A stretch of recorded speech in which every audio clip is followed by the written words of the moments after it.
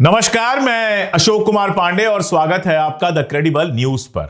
High court से, Allahabad high court से एक ऐसा फैसला आया है जो सच कहें तो बहुत सारी सरकारें, खासतौर पर भारतीय जनता पार्टी की जो सरकारें हैं उनके लिए एक बड़ा तमाचा है। और इस फैसले की बात है इसलिए मैं बात कर रहा हूं, वरना टिप्पणियां, कड़ी टिप्पणियां, डांट फटकार ये सब तो चलता ही रहता है, लेकिन ये एक कानूनी फैसला है, इलाहाबाद हाई कोर्ट का फैसला है। इसीलिए तमाम कोर्ट्स में और हाई कोर्ट्स में यह फैसला एक नजीर की तरह काम करेगा। यह फैसला क्या है? इस फैसले को समझने के लिए आपको थोड़ी पुरानी घटना, 18 जनवरी की घटना समझनी पड़ेगी। 18 जनवरी को आपको याद है, हमने भी वीडियो किया था, उत्तर प्रदेश के बरेली जिले में एक गांव में 12 लोगों को गिरफ्तार किया था पुलिस ने। और उनके ऊपर आरोप क्या था कि वो एक घर के अंदर नमाज पढ़ रहे हैं। एक घर के अंदर नमाज पढ़ना अपराध बन गया था। कहा गया था इसके लिए कोई अनुमति नहीं ली गई है, इसके लिए कोई परमिशन नहीं लिया गया है। जिसका घर था, हनीफ नाम का व्यक्ति था, वो वहां पर था और उसकी सहमत से उसके घर के अंदर लोग नमाज पढ़ रहे थे। यह घटना आपको अच्छी तरह से याद होगी। तब भी हमने सवाल उठाया था कि नमाज पढ़ने या पूजा कराने के लिए किस तरह की परमिशन चाहिए। तब भी मैंने यह सवाल पूछा था कि अगर मेरी मां कुछ महिलाओं के साथ मेरे घर के अंदर भजन कीर्तन करना चाहती हैं तो क्या उसके लिए थाने से मुझे अनुमति लेनी पड़ेगी? और अगर मेरी मां को पूजा करने के लिए या फिर अपनी सहेलियों के साथ भजन कीर्तन करने के लिए कोई अनुमति नहीं लेनी पड़ती है तो नमाज पढ़ने के लिए किसी तरह की अनुमति की जरूरत क्यों होनी चाहिए? और यह बार बार हो चुका है। किसी के घर की छत पर अगर सामूहिक नमाज पढ़ा जा रहा है तो उसके खिलाफ कार्रवाई हो रही है। इस तरह की कई सारी कार्रवाइयां हो रही हैं, लेकिन कोर्ट में यह वाला मामला नहीं गया था। जो मामला गया था वो मैरानाथा फुल गॉस्पेल मिनिस्ट्रीज और इमैनुअल ग्रेस चैरिटेबल ट्रस्ट द्वारा मामला ले जाया गया था। ईसाइयों की संस्था द्वारा यह मामला ले जाया गया था और यह पूछा गया था, यह कहा गया था कि घर के अंदर निजी संपत्ति, प्राइवेट प्रॉपर्टी के अंदर किसी भी तरह के पूजा पाठ, चाहे वो क्रिश्चियन धर्म का हो, चाहे इस्लाम का हो, चाहे हिंदू धर्म का हो, उसको करने के लिए अनुमति लेने की जरूरत नहीं होनी चाहिए।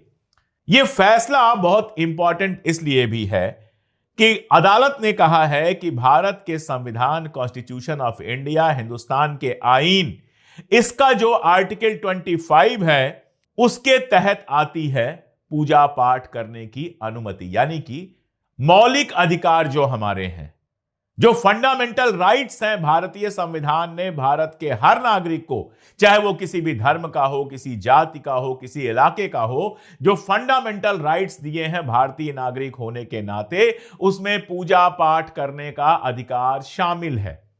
और माननीय हाईकोर्ट ने यह कहा है कि फंडामेंटल राइट्स जो अपने हैं उसको परफॉर्म करने के लिए, उसके लिए किसी भी तरह के किसी परमिशन की जरूरत नहीं है। इस बात को समझिए।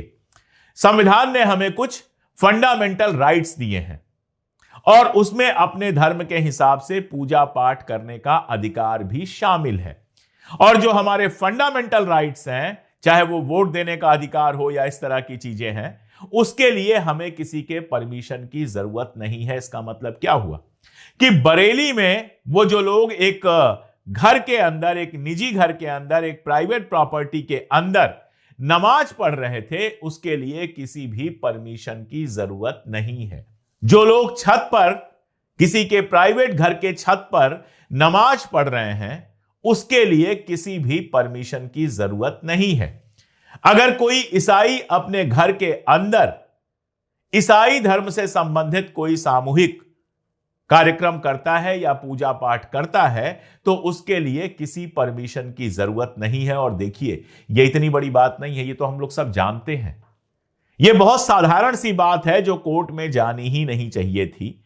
लेकिन चाहे वो यूपी की सरकार हो, चाहे मध्य प्रदेश की सरकार हो, छत्तीसगढ़ की सरकार हो, और इस तरह की भारतीय जनता पार्टी के सरकारों के राज में लोग घर के अंदर नमाज पढ़ रहे हैं, लोग घर के अंदर कुछ इस तरह की पूजा अर्चना कर रहे हैं। और जो नए नए देशभक्त गुंडे बने हुए हैं, कोई दल का है, कोई किसी रक्षा दल का है, कोई फला है, कोई ढिमका है, ये उन लोगों को जाकर डिस्टर्ब करते हैं, उनकी शिकायत करते हैं और पुलिस इनके खिलाफ कार्रवाई करने की जगह जो नमाज अदा कर रहे हैं चुपचाप, उनके खिलाफ कार्रवाई करती हुई देखी गई।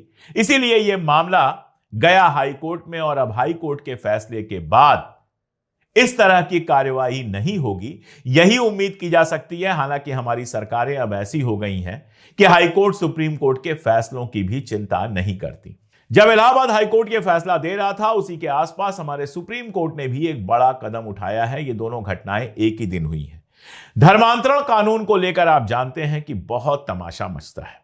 अभी मैं उत्तराखंड का एक डेटा पढ़ रहा था जिसमें 65-66 केस किए गए, 6 या 7 जो है वो सही पाए गए, बाकी केस का कोई बेस ही नहीं था। तो मैंने अपने ट्विटर पर लिखा था कि भाई उन 66-67 लोगों को परेशान करने का मौका मिल गया, यही अपने आप में बेस है। उत्तराखंड में तो क्या क्या चल रहा है कहने की जरूरत नहीं है। सुप्रीम कोर्ट के फैसले पे आऊं इसके पहले मोहम्मद दीपक जो अपने आप को कह रहे हैं, दीपक कुमार उनका नाम है, आपको पता ही होगा कि एक दुकान में बजरंग दल के गुंडे घुसे थे और दुकानदार जो थे वो मुसलमान थे।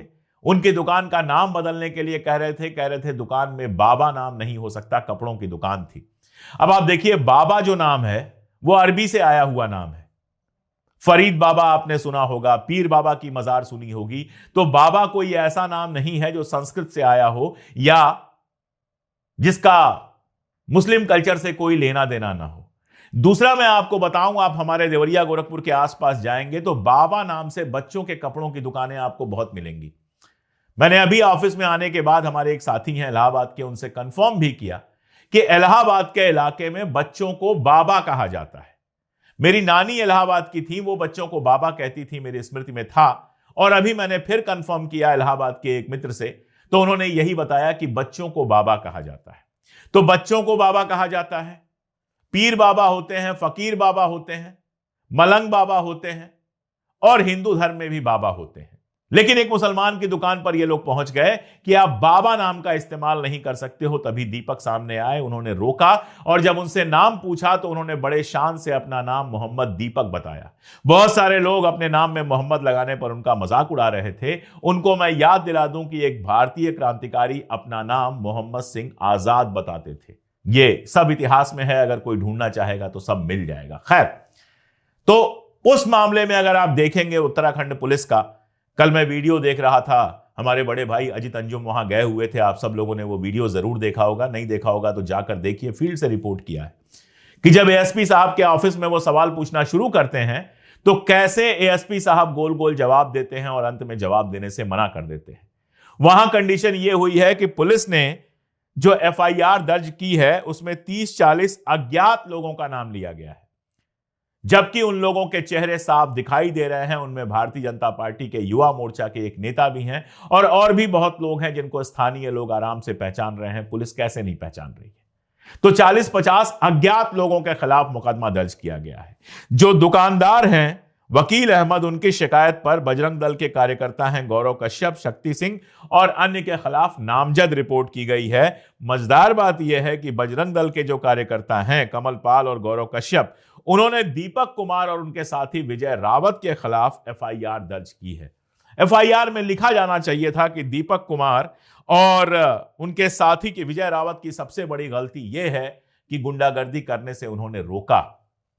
एक मुस्लिम के दुकान में घुसकर गुंडागर्दी कर रहे लोगों को उन्होंने रोका और उत्तराखंड में यह भी एक बड़ा अपराध है शायद, इसीलिए एफआईआर उनके नाम से दर्ज की गई है। खैर, बात कर रहा था मैं सुप्रीम कोर्ट की। सुप्रीम कोर्ट ने धर्मांतरण विरोधी कानून पर, एंटी कन्वर्जन जो लॉ हैं जिनमें बहुत सारे मुसलमानों और ईसाइयों को लगातार परेशान किया जा रहा है, उन सभी राज्यों को, 12 राज्य जिन्होंने ऐसा कानून बनाया है उनको और सेंटर को बाकायदा एक नोटिस जारी की है और 4 हफ्ते के भीतर जवाबी हलफनामा दाखिल करने के लिए कहा है।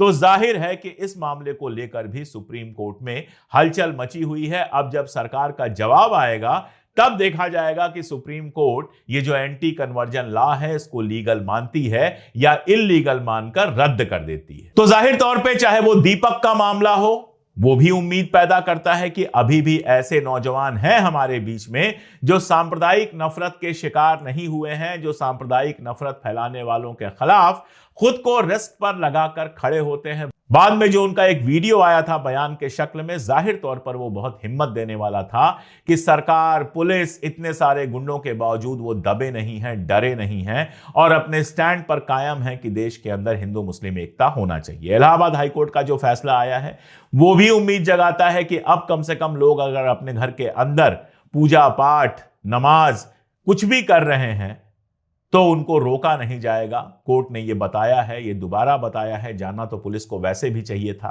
कि आर्टिकल 25 के तहत यह हमारा फंडामेंटल राइट है, हमारा मूलभूत अधिकार है कि हम अपने तरीके से पूजा पाठ कर सकें और मूलभूत अधिकार को लेकर हमें किसी परमिशन की जरूरत नहीं है। इसलिए अगर अपने घर में हम इस तरह का कोई कार्यक्रम अपनी प्राइवेट प्रॉपर्टी पर करना चाहते हैं तो किसी पुलिस की परमिशन की जरूरत नहीं है। और सुप्रीम कोर्ट में भी जो हलचल है एंटी कन्वर्जन लॉ को लेकर, वो भी उम्मीद जगाती है कि यह संभव है कि सुप्रीम कोर्ट इस लॉ को इलीगल बताकर पूरी तरह से खारिज कर दे। अगर ऐसा होता है तो लोगों को बहुत राहत मिलेगी, क्योंकि इस मामले में बहुत सारे बेकसूरों को फंसाया जा रहा है।